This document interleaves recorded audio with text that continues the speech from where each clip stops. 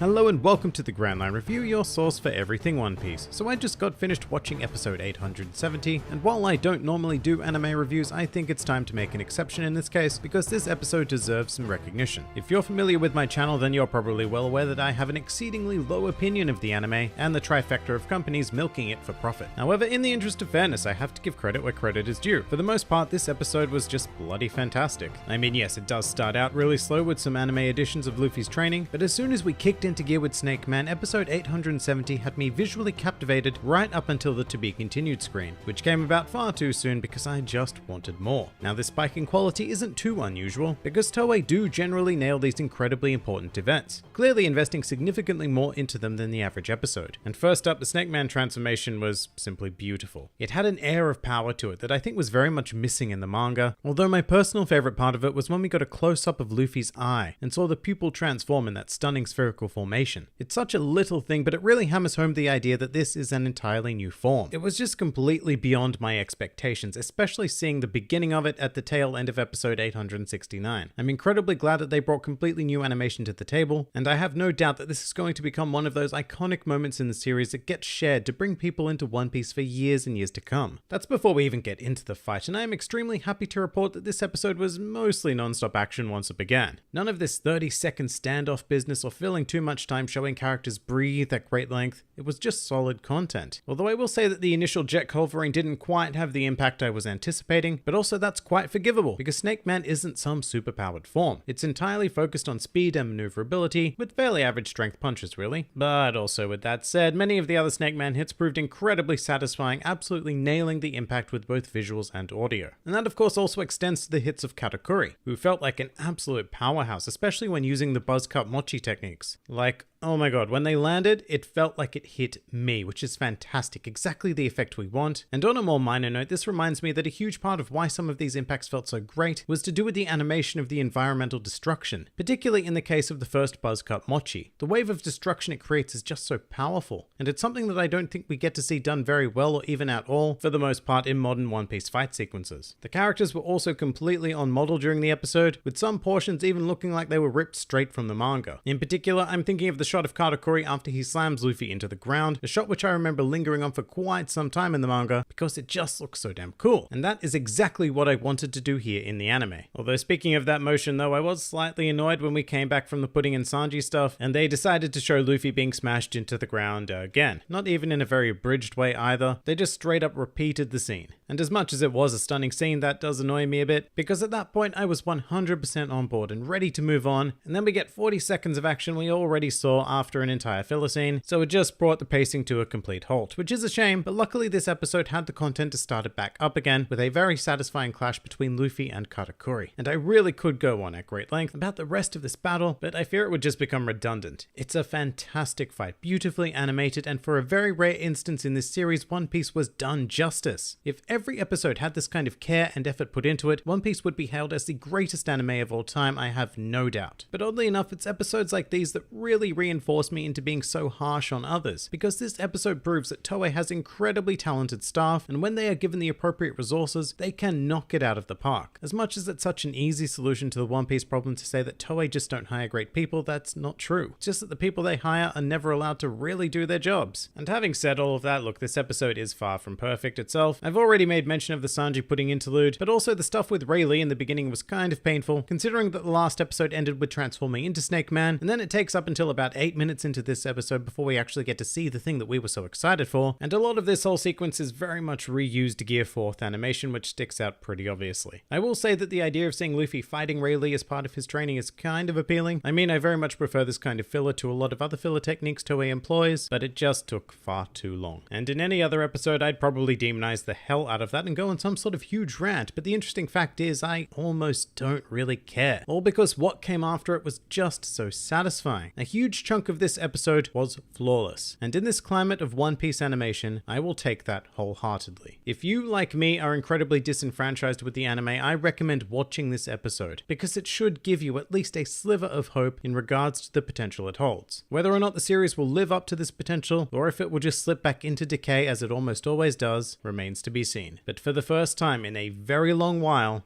I'm excited to talk about the anime.